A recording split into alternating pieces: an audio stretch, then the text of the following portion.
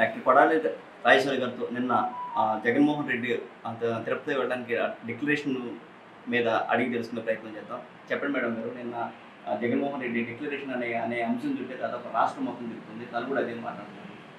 మతం మానవతా పాలన అన్నారు. ఆ డిక్లరేషన్ చుట్టూ తిరుగుతుంది. దీని మీద నువ్వు అడిగిన ప్రశ్నను బట్టి ఒక విధంగా సక్సెస్ అయ్యాడు.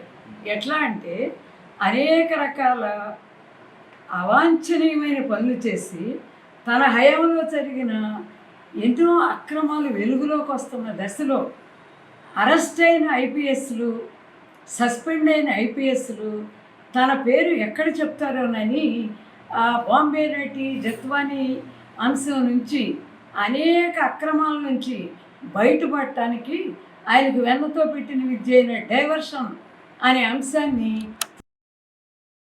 ఈ తిరుమల అంశాన్ని వెలుగులోకి తెచ్చాడు. ఆయన అసలు ఎవరు నడవమన్నారు, ఎవరు ఆగమన్నారు? Very simple. అబ్దుల్ కలాం గారు అంతటి వాడు డిక్లరేషన్ మీద సైన్ చేశాడు. నేను ఫలానా మతానికి చెందుతాను, కానీ ఈ మతాన్ని నేను విశ్వసిస్తున్నాను అని. ఇందిరాగాంధీ అంతటి వ్యక్తి ప్రశ్నించింది, నన్ను కూడా అడుగుతారా అని. వాళ్ళు కన్విన్స్ అయ్యారు. అసలు ఇప్పుడు నీ బాధ ఏంటి? ఇప్పుడు కూడా భార్య పక్కన లేకుండా ఒంటరిగా వెళ్తావని మామూలు వాళ్ళు అడుగుతారనా? లేకపోతే నువ్వు చేసిన పాపాలకి ఈయనకి కూడా ఓ దండం పెట్టి చూద్దాం, ఏమన్నా ఫలితం దక్కి బయట తిరగవచ్చు అని అపోహపడ్డావా? లేదు, రాష్ట్రంలో జరిగిన ఈ వరదల వలన కానీ, నువ్వు చేసిన నష్టాలు కానీ, వీళ్ళు చేస్తున్న మంచి పనులు కానీ వెలుగులోకి రాకుండా ప్రజలు చంద్రబాబు నాయుడు గారిని ఆకాశానికి ఎత్తడం ఉండకుండా వాళ్ళందరి డైవర్షను నువ్వు ఇటు తిప్పావు. ఈ విధంగా నువ్వు సక్సెస్ అయ్యావు. కానీ నువ్వు ఎంత దుర్మార్గుడివో, ఎంత నీతిమాలిన వాడివో ప్రజలకు మరోసారి తెలియజెప్పావు. అలాగే నేను చెప్పా ఒక ఇంటర్వ్యూలో, ఇతన్ని అసలు పట్టించుకోకండి, అతను వెళ్ళలేడు, తిరుమల మెట్లు ఎక్కలేడు అన్నాం. ఇప్పుడు అదే జరిగింది. కాబట్టి అలాంటి వ్యక్తి గురించి తక్కువ అడగండి అమ్మా. నాకు చాలా ఇబ్బందిగా ఉంది ఏంటంటే, ఒక అయోగ్యుడి గురించి ఇంతమంది మేధావులు, యోగ్యులు, మీరు ఇంత కష్టపడటం ఏంటి అనేది నా బాధ. ఇప్పుడు ప్రజలందరికీ తెలిసింది. అతను ఇందులో ప్రధానమైన అంశాన్ని వెలుగులోకి తెచ్చాడు. నేను క్రిస్టియన్ని కాబట్టి నేను డిక్లరేషన్ ఇవ్వలేకపోతున్నా అని ఆ మతస్థుల సానుభూతి పొందడానికి శతవిధాలా ప్రయత్నించాడు. విజయం సాధించాను అని చెప్తున్నాడు. అది నిజమా కాదా అనేది కాలం నిర్ణయిస్తుంది. కానీ మేడం, మీరు అన్నట్లుగా సోనియా గాంధీ ఇచ్చింది, అబ్దుల్ కలాం ఇచ్చాడు డిక్లరేషన్ మీద. ఈయన అంటే ఆయన యొక్క ఉన్న కేసుల నుంచి, అంటే జత్వానీ కేసుల నుంచి కానీ ఇవన్నీ తప్పించుకోవడానికి అని చెప్పేసి అన్నారా? అసలు ఈ కేసుల నుంచి డైవర్షన్ అనేది ఒక చిన్న మాట. అతని మీద ఉన్న కేసులు కానీ, అతను 11 ఏళ్ళ నుంచి బెయిల్లో తిరుగుతున్న విషయం కానీ, అతను అక్రమంగా సంపాదించిన 43,000 కోట్లు కాదు, లక్షల కోట్లు కాదు. ఆయన సంపాదించింది 10 నుంచి 20 లక్షల కోట్లు. కానీ ఈడీ అటాచ్ చేసింది 43,000 కోట్లు. ఇప్పుడు అవన్నీ బయటకు వస్తాయి. అలాగే సాక్షి పేపర్కి ఎంత దోచిపెట్టాడు అని ఒకటొకటిగా వెలుగులోకి వస్తుంది. జనం మాట్లాడుకుంటున్నారు. జనానికి అర్థమైంది. జనం అంటే ఎవరు? ప్రజలు, ఓటర్లు. అతను అనుకున్నట్లు అతని దృష్టిలో జనం ఎందుకు? అతను ఏ అబద్ధం చెప్పినా నమ్మారు. ఒకే అబద్ధం ఒకే వ్యక్తి ఎన్నోసార్లు చెప్పి నమ్మించలేడు. ఇప్పుడు అతనికి అర్థమైపోయింది. అతని జీవిత కాలంలో అతను మళ్ళీ రాజకీయాలలో గత 5 ఏళ్లగా వెలిగినట్లుగా వెలగడం అనేది జరగదు, జరగదు, జరగదు. అది మన ముగ్గురు కన్నా ఎక్కువ, మీ మీడియా కన్నా, మీ జర్నలిస్టుల కన్నా, నాకన్నా ఎక్కువ జగన్ అని అతనికి తెలుసు. అది తెలుసు కాబట్టి ఇప్పుడు హిందువుల్లో కొంతమందిని తను సొంతం చేసుకుని వాళ్ళతో ఏదో చెప్పించడానికి 1/4 సెంచరీ నుంచి నా అవసరార్థం నమ్మే ఒక సామాన్యమైన వ్యక్తిని నిజమైన భక్తులకి తెలుసు. ఆనాటి ఐఏఎస్ పివిఆర్కే ప్రసాద్ గారు కానీ, మొన్నటి డాక్టర్ మేజర్ విజయ రాఘవాచార్యుల వారు కానీ వీళ్ళందరూ చాలా చెప్తారు. భక్తులు వాళ్ళ ముందు ఇతని కుప్పిగంతులు పనిచేయు. ఒక వర్గాన్ని ఆకట్టుకోవడానికి ఇతను నాటకం వేశాడు, నడవలేక వెనక్కి తగ్గాడు. అతని ఇంటర్వ్యూస్ నేను చూసా. ఎంత రిలీఫ్గా ఉన్నాడు అంటే, అమ్మయ్య తిరుపతి మెట్లు ఎక్కే బాధ తప్పింది అని ఆ ముఖంలో కనపడిన, జనరల్గా అతని ముఖంలో పెద్దగా భావాలు కనపడవు, ఎంత వికృతమైన హావభావాలు తప్ప. కానీ ఆ ప్రోగ్రాం ఆగిపోయినాక అతను చాలా ప్రశాంతంగా ఉన్నాడు.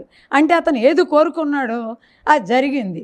జనాన్ని పోగు చేసుకెళ్ళి అల్లరి చేసి ఒకళ్ళిద్దరికి ఆయనే గాయాలు చేసేసి, ఆయనకి అలవాటు కదా కోడికత్తి కానీ చచ్చిపోయిన బాబాయ్ కట్లు కట్టం కానీ అలాంటి పెద్ద పెద్ద డ్రామాలకి ఆయన స్క్రిప్ట్ రచించుకున్నాడు. కానీ పాపం అతనికి అంత అవకాశం రాలా. ఇది బిగినింగ్లోనే క్లోజింగ్ అయిపోయింది. ఆయన రాజకీయ చరిత్ర ఎంత వేగవంతంగా మొదలై ఎంత అత్యంత వేగవంతంగా పడిపోయిందో ఇది కూడా అంతే. అతను ఒక్కడ వలన కోట్లాది భక్తుల మనోభావాలు దెబ్బతిన్నాయి. ఎందుకు? స్వామివారికి అపచారం జరిగిందా? మేము తింటే తిన్నాం ప్రసాదం, స్వామివారికి కూడా అదే పెట్టాడా?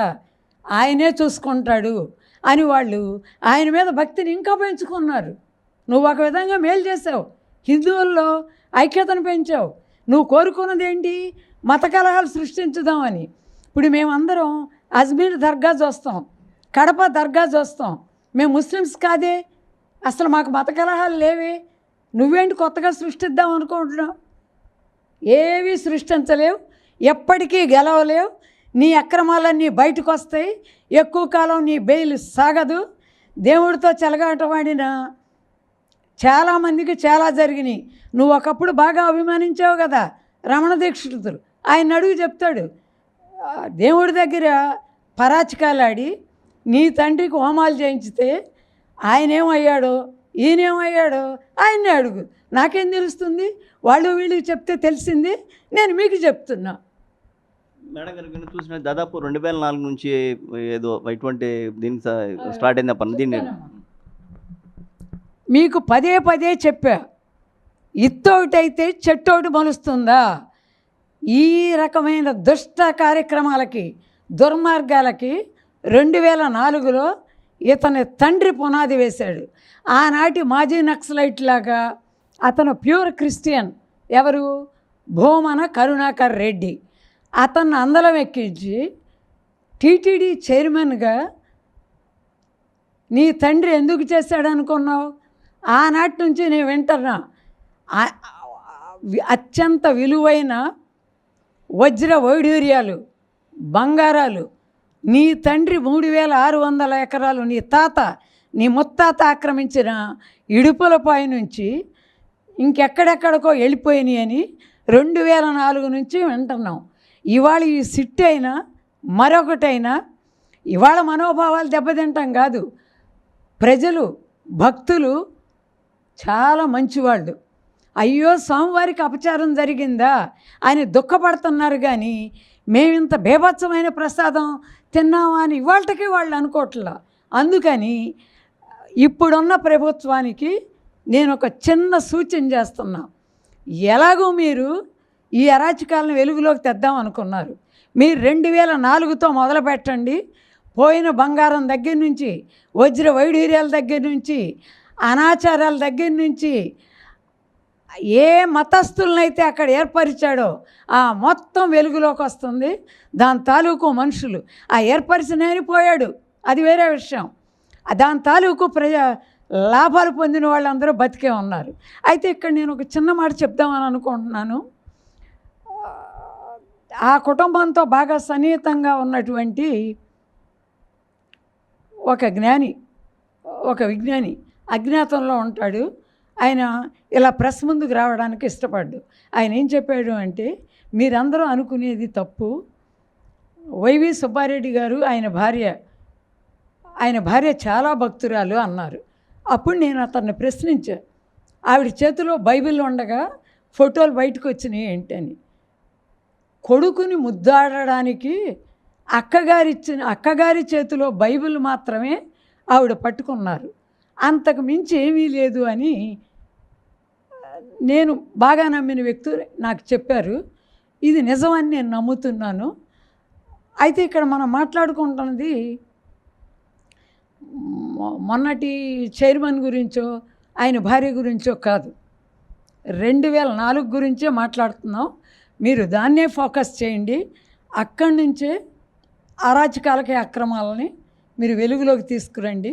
మొత్తం హిందువులే కాదు, ముస్లిమ్సే కాదు, 50 మంది ఈ ప్రభుత్వానికి నీరాజనాలు పడతారు. మనం కనుక చూసినట్టు మొన్న కూడా ఒక మాట అన్నారు, ఎవరో రఘురామకృష్ణరాజు కూడా ఒక మాట అన్నాడు, నన్ను కొడతానికి స్వయంగా ఒకళ్ళు వచ్చి మనిషి ముసిగేసిన వ్యక్తి వచ్చి చూసేలేరని చెప్పేసి మాట అంటున్నారు. దీన్ని ఎట్లా చూస్తారు మీరు? ముసుగేసుకుని ఎందుకు కొట్టారు అంటే, రఘురామకృష్ణ గారి ముందు వీళ్ళందరూ చాలా చిన్న బలహీనమైన మనుషులు. ఆయన అంటే వాళ్ళకి భయం ఉంది, వాళ్ళ బాస్ అంటే వాళ్ళకి భక్తి ఉంది. అందుకని ఆయన చెప్పింది వీళ్ళు చెయ్యాలి, కొట్టారు. ఒకసారి కొట్టారు, ఆయన సజీవంగా ఉన్నాడు. వీళ్ళు నిర్జీవులు అయ్యే వరకు రాజకీయంగా కానీ ఉద్యోగరీత్యా కానీ వాళ్ళు నిర్జీవులు అయ్యే వరకు ఆయన అవిశ్రాంతంగా పోరాడతారు, ఆయన గెలుస్తాడు. అలాంటి వాళ్ళు ఎక్కువ మంది ఉండి ఈ రాష్ట్రంలో ఈ అరాచకాలు అరికట్టడంలో చంద్రబాబు నాయుడు గారికి వీళ్ళందరూ అండగా ఉండాలని, నాలాంటి వాళ్ళందరూ కూడా అండగా ఉంటామని మీ మీడియా ద్వారా నేను హామీ ఇస్తూ